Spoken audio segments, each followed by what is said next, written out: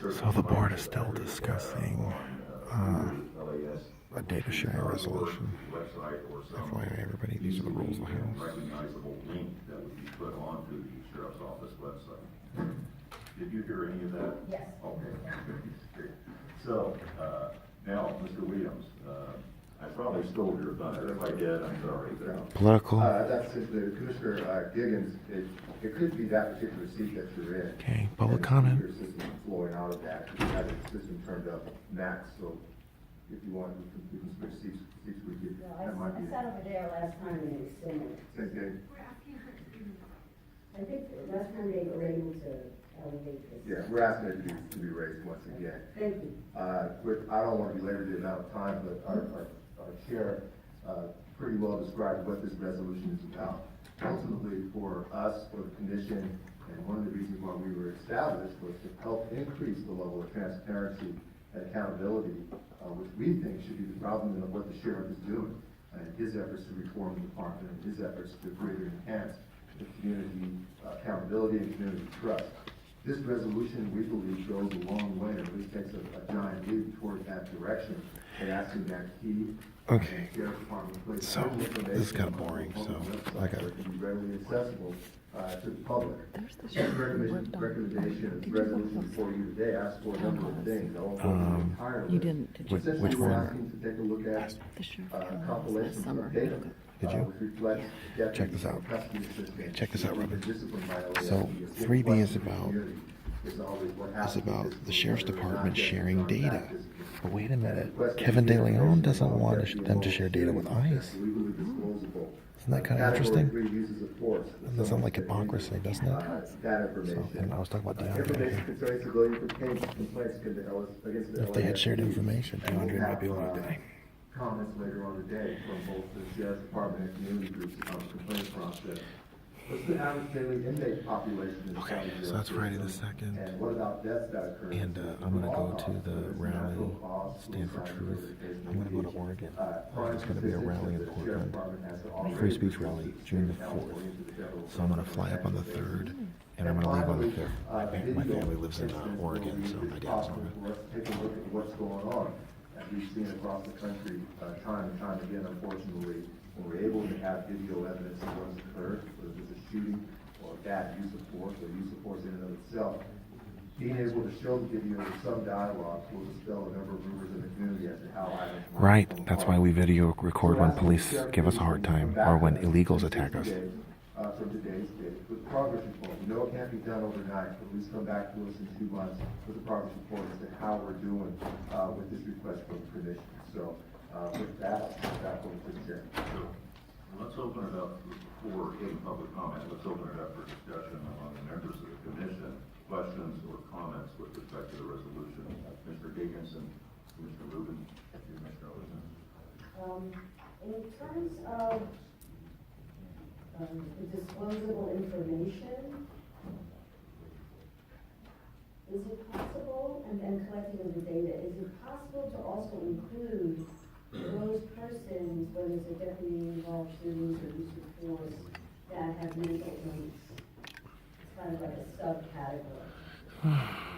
And since we are looking into, we have an ad hoc committee on mental health evaluation and the med teams, and that's something that we have discussions about. So it seems that this is kind of an overlapping data collection opportunity. Yes, does this relate, are you relating this now to deputy involved shootings or which category? Well, I'm sorry, I thought it went both ways, not only deputy involved shootings, but also use of force. Yeah, and category 3, this is support. Yeah, I think. So I guess that's the next category. Yeah, I think that'd be helpful, but let me ask the Undersheriff, Lagarde, again, we don't want to impose a task, we don't want the perfect to be the enemy of the good here, but I mean, if this data is to whether you get. They're talking about a resolution on data sharing among agencies. Or identifiably mentally ill, where there's a shooting or a. You know, and I got a comment. There is a high rate of mental illness in Los Angeles County. They have a health director now who's put up a whole bunch of billboards about this issue all over the county. get more, What is it about mental illness that the left seems to be, dedicated to wrapping its hands around? We do capture that information, we do track that information, and we do evaluate and analyze that in our risk management forum. So I'll see what it would take to carve that information out of our internal reports and see how we can. Boy, they sure spend a lot of money on these meeting rooms. Public report. Okay, so what I would suggest is that I believe Commissioner Higgins is really suggesting an amendment to both bullets number 2 and 3. And that would be after the words, with all legally disclosable information, including brief narrative of the event, perhaps the additional words. And we won't work this exactly, but whether or not the subject or subjects involved in the shooting were suffering from any kind of mental illness. Something along those lines, inserted into both. Okay, so that is an amendment that is made. Let's hold that right now. So I think Commissioner Rubens is next, and then Commissioner Olson. I think that this is very well done. I think that it does go a long way in terms of providing transparency and not only giving the commission information to which it's entitled, but also the members of the public. In that vein, I have one suggested amendment, and that is the second to last bullet point, which starts information compiled by the LASD regarding crime statistics and other activities. And the crime statistics about illegal aliens in Los Angeles County is not revealed. Delete the 2 words, other activities. I think that's, I'm not even sure what that would refer to, or whether whatever the sheriff would interpret that to be would be information that would be helpful. And I really think that's not necessary and serves to perhaps confuse some of the issues, unless that could be defined in another way. But at least for now, I would ask that those 2 words be deleted. Right, and it does seem to be pretty open-ended, and I tend to agree with what you just said, but let me just ask Mr. Williams and then Undersecretary Byrd. First of all, Mr. Williams, kudos to the staff for putting together, I think, a really good resolution, but what is other activities intended to mean, and should it be either deleted or further defined? I have no objection to deleting that, so that it would read information compiled by the LSD regarding crime statistics compiled by stations and divisions. I don't think there's any substantive difference between the 2, but we're speaking, it makes it a little cleaner. Yes, did I see some other comments down the table? Oh, yes, Commissioner Olson. By the way, right now, taking comments on the proposed second amendment to the resolution of Mr. Rubin, and then we'll go to any other comments. Did you have a comment? Okay. Anything further about Commissioner Rubin's proposal? Nothing. Commissioner Olson. So my comment actually relates to Commissioner Higgins' amendment. I think we ought to have more demographic information rather than less. So if we can also include information regarding race and gender, in addition to mental health or mental illness, I think that would be tremendously helpful. And with regard to investigations and the discipline process, I think it would also be useful to know the average length of time for investigation of discipline complaints. I think this is particularly useful information given the presentation that we heard from the OIG's office last month regarding, the fact that these investigations often take more than a year beyond the statute of limitations for under state law, which prohibits the sheriff's department from even engaging in any discipline if wrongdoing is found to have occurred. So I think it would be helpful to also know that information, how long are these investigations taking. All right. I'm trying to process this in terms of a third potential amendment. I can see adding, to mentally ill, race, gender, and or mental health status, or words to that effect. It's an amendment, so that'll be the Ocean Amendment number 1, but, I'm trying to figure out where the second part would go. To bullet point 3, with regard to all reportable category 3 uses of force. I think there's some information here about discipline information, so if you didn't include including length of time for such disciplinary investigations, I think that would be the appropriate place for that amendment. You know, I think it's so much broader though than category 3 discipline. I mean, the whole issue of discipline and investigation. So I'm just going to make a friendly suggestion that I think your point is very well taken, but I think we should probably gather some more information on the investigation and discipline process with the view toward this isn't necessarily the last resolution in the transparency area that we have, or the last information we will have, but I'm kind of concerned now with actually trying to redraft and vote on a resolution that just throws that in at this point. In other words, if we really wanted to know how long it takes from a close of investigation, we need to know what the close of investigation is, whether that's on IAB or ICIB, this whole process. Then we would have to say, with respect to all misconduct, or are we just going to limit it to category 3? I wouldn't limit it to category 3 misconduct that might arise from category 3 uses of force. So I'm just saying right now, Mr. Ocean, if I could just persuade you to perhaps table that last amendment. Well, I'm not necessarily persuaded that we need to table it, because we are asking about information we can file about complaints, we're asking about information we can file about this. We have 7, perhaps we can take a bullet point that suggests that we include information regarding the time of investigation or complaints and discipline. I would just like to, just for debating this, I'd just like to study it more to know exactly how we should formulate that. So there are 2 possibilities. We table the whole resolution, right? Or we do this resolution with the 3 amendments I have so far, including your first amendment. And move on, get this resolution, and then look into and report back. We'll have the staff report back to us at the next meeting as to whether or not there could be a recommendation with respect to a whole, it might be more than one thing here, by the way, but including within that how long it's taking from the misconduct to complete an investigation, from the completion of an investigation to the imposition of discipline. Anyway. Can I respond? Yes, sure. So I don't see those 2 things as incompatible. I think we can do both, because the language that I'm suggesting is fairly broad, so we're not defining how or what we mean by complaints or discipline. So we can still follow up with additional recommendations.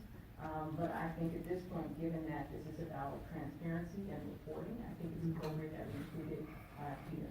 Okay, so all I'm going to ask, when I call for a vote, I'm going to call for a vote actually on the first 3 amendments. Then I'm going to ask you to phrase your second amendment, basically, will be the 4th amendment to the resolution, and we'll have a separate vote on that.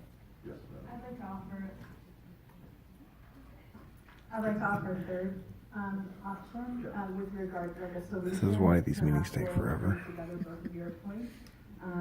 I was thinking that at the top paragraph it says, now therefore be it resolved, right? And it says the following data, and then you could put at that point, granularly reporting in each area, subject to race, gender, mental health, and also include age there, so that it doesn't only pertain to bullet point 3. I think that these pieces of information would be important in the penultimate bullet point as well, in other bullet points as well. But this way, it's a kind of blanket statement that says, anytime that the sheriff, has information to report, especially about subjects that use that information on the Everybody knows what they're talking about. gender and mental health status. So putting it up there, that would be one. So that's what this amendment to the resolution. No, that's on. Well, I mean, would you, first of all, I guess, Commissioner Ocean, if you accept the amendment, that will be a revised fourth amendment. I think we have two amendments that's suggesting, so yes, I'm happy to have that encapsulated in the suggestion. Again, I'm just. So they're discussing a resolution to tell people about how many deputies have been suspended, how many deputy involved shootings, how many uses of force, But it is also important that, and how many complaints have been issued. compliance with a resolution. Yeah. And that's one thing that we need to be thinking about here. Because I just don't know, when you apply that to all 7 categories, what the effect of that's going to be. I haven't done that analysis, staff hasn't done that analysis. I have absolutely no problem And I with this. think, I'm just saying. It's a good idea for the department. We actually get a report back on our initial, again, not making the perfect the enemy of the good here, get back on an initial report back from the sheriff's department and from the sheriff that he has implemented our initiative. I think that's also important, and I just don't know whether that's, what the impact of this would be, and I think it's a difficult analysis to make as we sit here right now, when you roll through the amendment you're proposing. Well, I mean, from the community, I've just been getting from the community that I think it would be really useful to have that information if different communities perceive that they're being targeted in different ways. I think that this would be a good opportunity for the sheriff to say if that isn't the case, if that isn't the case, then if it is, then, you know, to be able to see what actually is happening is just a request for transparency. No, I understand it, and I'm in general agreement with it. It's just, do we want to look at that as an issue more broadly and actually tie it to not just 7 potential bullets here, but to tie it to something more specific than that? And I just don't know. Yes, Commissioner Vera. I think Commissioner Miller's suggestion is an elegant one to try to, you know, put the lens of race, gender, and the other categories on these. And if there are problems in terms of putting together data that way, we'll hear about it when we get the report back. So I think that's. Okay, they want to bring like racial demographics into this, and so it'll give an appearance of, look, there's a disproportion of black prisoners or Hispanic ones. But again, all the talk about race isn't solving the societal problems, the family problems. Another thing that I would suggest, and I don't know that this is necessarily an amendment, but maybe it's a question. We heard a full-throated and passionate argument for this. The news media is taking this really seriously. We'll see in a few minutes, but It's about the ACLU thing, isn't it? where I think you might have missed the staff. After public is comment, we we're gonna haven't go? fully heard from the public Okay, as to so what I'll whether do is I'll use the public fact comment to speak about item 6 as what's well. on this They website can't stop has me. come pretty quick. And so during this 60-day period where Sheriff's Department is going to analyze this, perhaps we can put out a call for comment, written comment, to get further ideas from the community on what other categories we should be asking for. Categories of data that can be put on the website. Okay. So we need to close the door on what this website or what the public disclosure would look like without giving a further opportunity to look at. This is a great start so to our okay. the other categories of information we would like to see. So I don't know if that necessarily needs to be written in as an amendment or whether we can, when we disseminate this, put out a call for comment and say, this, when we hear back, we will at that point consider other recommendations. They've spent about 20 minutes talking about whether they should itemize the racial categories of victims of violence and the perpetrators of excessive force within the Sheriff's Department. Does it really take this long? People need to understand that these racial categories and this discussion has complicated good law enforcement. It has made it very difficult to have real solutions to stop crimes and to make us live in a very much safer society. Yes, There are some police departments which oppose stop and frisk, for example, but when Giuliani enacted the policy, even if there was a disproportionate number of African American or Hispanics that were stopped and frisked, the societies as a whole were much safer. It's not an issue of race, it's an issue of family, it's an issue of societal integrity. And if you don't like the fact that there's a disproportionate number of blacks who are in jails, there's one person you can blame, and his name is Lyndon Baines Johnson, and the Great Society that he implemented to re-enslave blacks into a government dependence program.